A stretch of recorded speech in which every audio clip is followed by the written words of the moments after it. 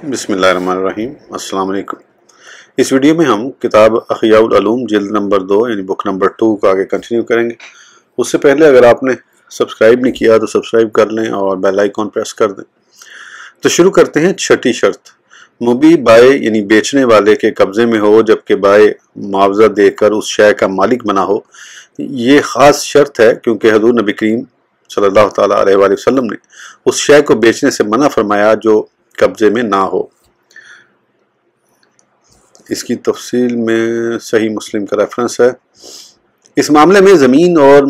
منقولی اشیاء یعنی جو منتقل کی جا سکتی ہو دونوں برابر ہیں، لہذا ہر وہ شے جسے بائع کے قبضے سے پہلے خریدا یا آگے بیچا جائے تو یہ بیع باطل ہے۔ مبیع پر قبضے کی صورت۔ منقولی شے پر قبضہ منتقل کرنے سے اور زمین پر قبضہ اسے خالی کرا لینے سے ہوگا۔ جس شے کو ماپنے کی شرط پر خریدا ہے جب تک اسے ماپ نہ لیا جائے قبضہ مکمل نہیں ہوگا۔ میراث، وصیت، امانت اور ہر وہ شے کے بغیر معاوضے کے جس کا مالک ہوا ہے اسے قبضے سے پہلے بیچنا جائز ہے۔ تیسرا رکن، بیع خرید و فروخت کا تیسرا رکن عقد کے الفاظ ہیں جن سے بیع منعقد ہوتی ہے، یعنی ایجاب و قبول۔ انعقاد بیع کے لیے ایجاب اور اس کے متصد ہی قبول کا پایا جانا ضروری ہے، اور ایجاب و قبول دونوں ایسے الفاظ ہوں جو مقصود پر دلالت کرتے ہوں اور ان سے بیع سمجھی جاتی ہو، خواہ وہ الفاظ صریح ہوں یا کنایا۔ لہذا اگر کسی نے بیتکا یعنی میں نے یہ شے تجھے بیچی کے بجائے آتیتکا ھذا بذاکا یعنی میں نے یہ شے اس چیز کے بدلے میں تمہیں عطا کی کہا، اور دوسرے شخص نے قابلتہ یعنی میں نے قبول کیا کہہ دیا اور ان الفاظ سے دونوں کی نیت بیع کی تھی تو بیع منعقد ہو جائے گی، کیونکہ یہ الفاظ ادھار کا بھی احتمال رکھتے ہیں جبکہ انہیں دو کپڑوں یا دو جانوروں کے بارے میں استعمال کیا جائے، مگر نیت ادھار کے احتمال کو ختم کر دیتی ہے۔ صریح الفاظ جھگڑے کو زیادہ ختم کرنے والے ہوتے ہیں، لیکن مختار قول کے مطابق الفاظ کنایا بھی ملک اور خلت کا فائدہ دیتے ہیں، یعنی آدمی اس شے کا مالک بن جاتا اور وہ شے اس کے لیے حلال ہو جاتی ہے۔ بیع میں ایسی شرط نہیں لگانی چاہیے جو عقد بیع کے تقاضے کے خلاف ہو۔ اگر اس پر کوئی ایسی شرط کی زیادتی کر دی، مثلا یہ شرط لگائی کہ مبیع کو اس کے گھر تک اٹھا کر لائے یا اس شرط پر لکڑی خریدی کہ اسے خریدار کے گھر پہنچائے، تو اس صورت میں بیع فاسد ہوگی۔ البتہ اگر گھر پہنچانے کا اجرت معلومہ پر اجارہ کر لیا اور یہ اجارہ بیع سے علیحدہ ہے تو پھر یہ بیع درست ہوگی۔ بیع تعاطی کی تفصیل۔ جب بیع و مشتری کے درمیان صرف لین دین ہی ہوا، زبان سے ایجاب و قبول نہ کیا، تو حضرت سیدنا امام شافعی علیہ رحمہ اللہ کے نزدیک سرے سے بیع منعقد ہی نہ ہوگی، اور حضرت سیدنا امام اعظم ابو حنیفہ رحمۃ اللہ تعالیٰ علیہ کے نزدیک اگر یہ لین دین معمولی چیزوں میں ہوا ہو تو بیع منعقد ہو جائے گی، لیکن معمولی چیزوں کا شمار کرنا مشکل ہے۔ احناف کے نزدیک یہ بیع تعاطی صرف معمولی اشیاء، ساگ، ترکاری وغیرہ کے ساتھ خاص نہیں، بلکہ یہ بیع ہر قسم کی چیز، نفیس و خسیس سب میں ہو سکتی ہے، اور جس طرح ایجاب و قبول سے بیع لازم ہو جاتی ہے، یہاں بھی سمن دے دینے اور چیز لے لینے کے بعد بیع لازم ہو جائے گی کہ بغیر دوسرے کی رضامندی کے رد کرنے کا کسی کو حق نہیں۔ بیع تعاطی اور لوگوں کی عادات۔ اگر معاملہ لوگوں کی عادات پر چھوڑا جائے تو لوگ تو بیع تعاطی کرنے میں معمولی چیزوں سے بھی تجاوز کر جاتے ہیں۔ مثلا دلال یعنی بروکر کپڑا فروش کے پاس آ کر اس سے ریشم کا قیمتی کپڑا 10 دینار کی قیمت پر لیتا ہے اور اٹھا کر خریدار کے پاس لے جاتا ہے، اور پھر واپس آ کر دکاندار کو کہتا ہے کہ خریدار کپڑے اور قیمت پر راضی ہے، تو دکاندار دلال سے کہتا ہے کہ اس سے 10 درہم لے لو، تو وہ خریدار سے 10 درہم لے کر کپڑا اٹھا کر اسے دے دیتا ہے اور 10 درہم کپڑا فروش کے حوالے کر دیتا ہے۔ کپڑا فروش اسے لے لیتا ہے اور اس میں تصرف کرتا ہے، اور خریدار کپڑے کو کاٹتا ہے، لیکن ان دونوں میں ایجاب و قبول بالکل نہیں ہوتا۔ اسی طرح جب متعدد جہیز دینے والے کسی بیچنے والے کی دکان پر اکٹھے ہو جاتے ہیں تو دکاندار ان کے سامنے قیمتی سامان مثلا 100 دینار کا سامان رکھتا ہے۔ ایک کہتا ہے یہ 90 دینار میں مجھے فروخت کر دو، دوسرا کہتا ہے مجھے 95 دینار میں فروخت کر دو، تیسرا کہتا ہے مجھے 100 دینار میں دے دو، تو دکاندار اس سے کہتا ہے دینار تول کر دے دو۔ خریدار دینار توڑ کر اس کے سپرد کرتا ہے اور سامان لے لیتا ہے، اور ان دونوں میں کوئی ایجاب و قبول نہیں ہوتا۔ اس پر بھی لوگوں کی عادات جاری و ساری ہیں، اور یہ ان مشکلات میں سے ہے جن کا علاج نہیں۔ بیع تعاطی اور 3 احتمالات۔ بیع تعاطی کی مشکلات کو دیکھا جائے تو یہاں 3 احتمالات پائے جاتے ہیں۔ پہلا احتمال، معمولی و غیر معمولی شے میں متعلقاً بے اطاعتی کا دروازہ کھول دیا جائے، اور یہ ناممکن ہے کیونکہ اس میں غیر کی ملک کو بے پر دلالت کرنے والے لفظ کے بغیر منتقل کرنا ہے، حالانکہ اللہ عز و جل نے بے کو حلال کیا ہے، اور بے نام ہے ایجاب و قبول کا، اور محض چیز لے لینے اور قیمت دے دینے کو بے نہیں کہتے، تو کس سبب سے دونوں فریقوں کی طرف سے ملک کے منتقل ہونے کا حکم لگایا جائے گا؟ خاص طور پر لونڈیوں، غلاموں، زمین، قیمتی جانوروں اور جن چیزوں میں بہت زیادہ لڑائی جھگڑا ہوتا ہے کہ کوئی شخص یہ کہہ سکتا ہے کہ میں پشیمان ہوں اور میں نے بیعت تو کی نہیں تھی کیونکہ میں نے ہر چیز محض آپ کے حوالے کی تھی، ایجاب و قبول تو نہیں کیا تھا، اور بغیر ایجاب و قبول کے محض چیز حوالے کر دینا بے نہیں۔ دوسرا احتمال، بے اطاعتی کا دروازہ بالکل ہی بند کر دیا جائے، جیسا کہ حضرت سیدنا امام شافعی علیہ رحمہ نے بے اطاعتی کی صورت میں متعلقاً عقد کو باطل قرار دیا، مگر اس پر دو وجہ سے اعتراض ہوتا ہے۔ پہلی وجہ،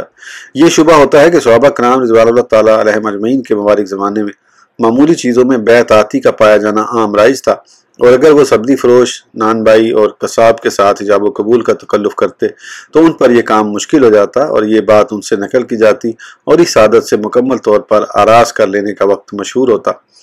کیونکہ اس طرح کی باتوں میں زمانے مختلف ہیں۔ دوسری وجہ، اب لوگوں کا بے اطاعتی میں انہماک ہو گیا ہے۔ انسان کھانے وغیرہ میں سے کوئی چیز بھی خریدتا ہے تو اسے یہ بات معلوم ہے کہ بائع نے محض طاعتی یعنی چیز لے لینے اور اس کی قیمت دے دینے کے ساتھ ہی اسے اس کا مالک بنا دیا ہے۔ جب معاملہ ایسا ہے تو پھر زبان کے ساتھ عقد کرنے کا کیا فائدہ رہ گیا؟ تیسرا احتمال، معمولی اور غیر معمولی مہنگی اشیاء کے درمیان تفصیل کی جائے، جیسا کہ حضرت سیدنا امام اعظم ابو حنیفہ رحمۃ اللہ تعالیٰ علیہ نے فرمایا ہے، مگر اس پر دو اشکال وارد ہوتے ہیں۔ نمبر ایک، اس صورت میں معمولی چیزوں کو شمار کرنا مشکل ہوگا۔ نمبر دو، بے پر دلالت کرنے والے لفظ کے بغیر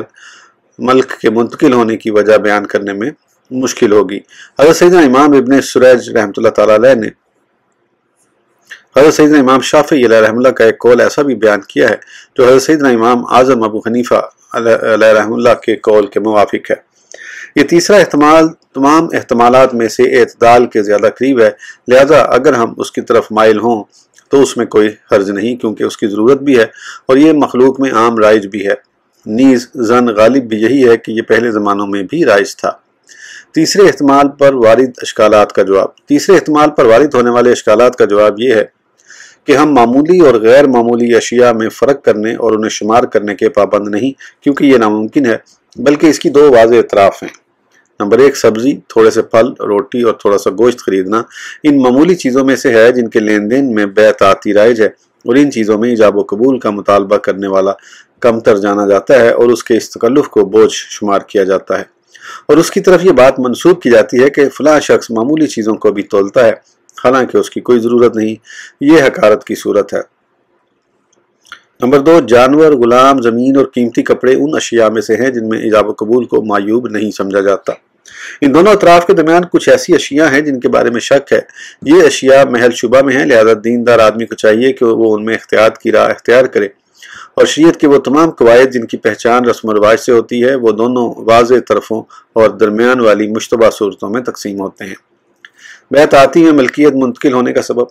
رہا دوسرا اعتراض کہ بے اطاعتی کی صورت میں ملکیت منتقل ہونے کا سبب کیا چیز ہوگی، تو اس کا جواب یہ ہے کہ اس صورت میں ہاتھ کا عمل چیز لے کر اس کی قیمت دے دینا ملکیت منتقل ہونے کا سبب ہے، اور یہ لعینہ سبب ہے کہ ایجاب و قبول کے الفاظ بذات سبب نہیں بلکہ یہ اس پر دلالت کرتے ہیں، اور یہ ہاتھ کا عمل بے کے مقصود پر ایسی دلالت کرتا ہے جو کہ لوگوں میں عام رائج ہے۔ پھر لوگوں کو اس کی ضرورت، سلف صالحین رحم اللہ کی عادت اور تمام عادات کا اسی طرز و نہج پر رہنا بھی اس کے ساتھ مل گیا ہے کہ تحائف بغیر ایجاب و قبول کے قبول کر کے ان میں تصرف بھی کیا جاتا ہے، اور پھر ان تحائف کا عوض ہونے یا نہ ہونے میں کیا فرق ہے، کیونکہ ہبہ میں عوض ہو یا نہ ہو بہر صورت ملکیت تو منتقل ہو جاتی ہے۔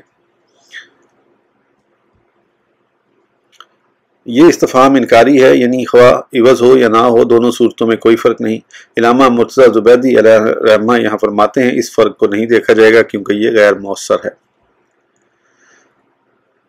ہاں، بے اور تحفے میں فرق یہ ہے کہ تحفے کے سلسلے میں عادت یہ چلی آ رہی ہے کہ معمولی اور غیر معمولی چیزوں میں فرق نہیں کیا جاتا، بلکہ چیز جیسی بھی ہو اس میں ایجاب و قبول کا مطالبہ کرنے کو معیوب سمجھا جاتا ہے، اور بے کی صورت میں غیر معمولی چیزوں میں ایجاب و قبول کا مطالبہ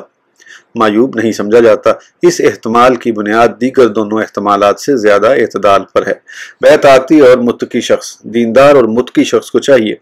کہ وہ اختلاف ائمہ کے باعث شبہ سے نکلنے کے لیے معمولی اور غیر معمولی اشیاء میں ایجاب و قبول کو ترک نہ کرے۔ یہ نہ ہو کہ وہ بیع ہی کو چھوڑ دے یہ سوچ کر کہ ہو سکتا ہے بائع یعنی بیچنے والے نے اس شے کو ایجاب و قبول کے بغیر خریدا ہو، کیونکہ اسے اس بات کی تحقیق نہیں، اور کئی دفعہ ایجاب و قبول کے ساتھ بھی خریدا جاتا ہے، اور اگر یہ بائع کے اس شے کو خریدتے وقت اس کے پاس موجود تھا یا خود بائع نے ایجاب و قبول کے ساتھ خریدنے کا اقرار کیا تو یہ اس سے نہ خریدے بلکہ کسی اور سے خرید لے۔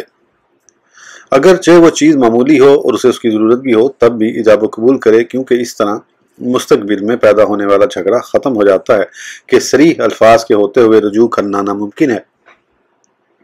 اور محض لے لینے اور دے دینے کے عمل سے رجوع ممکن ہے، اور یہ جھگڑے کی طرف لے جاتا ہے۔ ایک سوال اور اس کا جواب۔ خریداری کی صورت میں تو یہ بات ہو سکتی ہے، لیکن جب کوئی متقی شخص کسی دعوت یا دسترخوان پر موجود ہو اور اسے معلوم بھی ہو کہ یہ دعوت کا اہتمام کرنے والے لوگ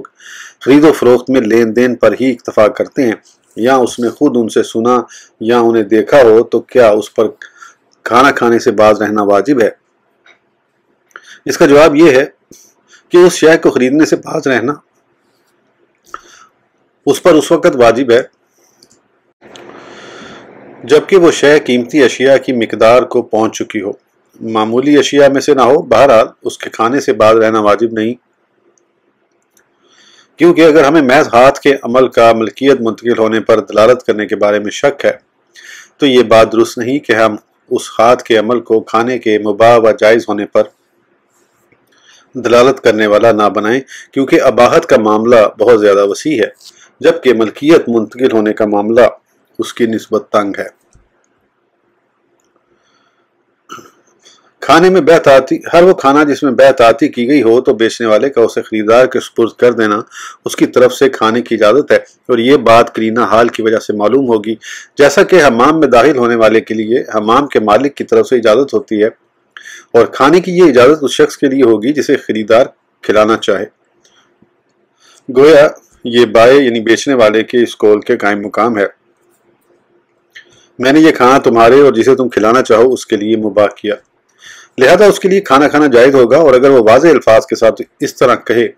یہ کھانا کھاؤ اور پھر مجھے اس کا عوض دے دینا تو اب کھانا حلال ہوگا اور اس کا تاوان عوض کھانے کے بعد واجب ہوگا۔ حضرت سیدنا امام غزالی علیہ رحمہ فرماتے ہیں، میرے نزدیک یہ فقہی قیاس ہے، لیکن بیعت کے بعد کھانے والا اس کا مالک ہو جائے گا اور اسے تلف کرنے کی وجہ سے اس پر اس شے کا تاوان دینا لازم ہوگا، اور یہ تاوان اسی کے ذمے ہے، اور وہ ثمن جو اس نے ادا کیا تھا اگر اس کھانے کی قیمت کے برابر ہے تو حقدار اپنے حق کے مطابق اسے لے لے اور اسے اس کا مالک بن جانا جائز ہے۔ یہ اس صورت میں ہے کہ جب یہ اس سے مطالبہ کرنے سے عاجز ہو جس کے ذمے اس کا حق ہے، لیکن جب یہ اس سے مطالبہ کرنے پر قادر ہو تو جو کچھ اسے اس کی ملک سے حاصل ہوا ہے یا اس کا مالک نہیں بن سکتا، یہ اس کا مالک نہیں بن سکتا، کیونکہ بہت دفعہ ایسا ہوتا ہے کہ مالک اس معین شے پر راضی نہیں ہوتا کہ حقدار اس میں اپنے حق کے سلسلے میں تصرف کرے، لہٰذا اس پر اس شے کو لوٹانا لازم ہوگا۔ البتہ یہاں سپرد کرنے کے قرینے کی وجہ سے اس کی رضا معلوم ہو گئی،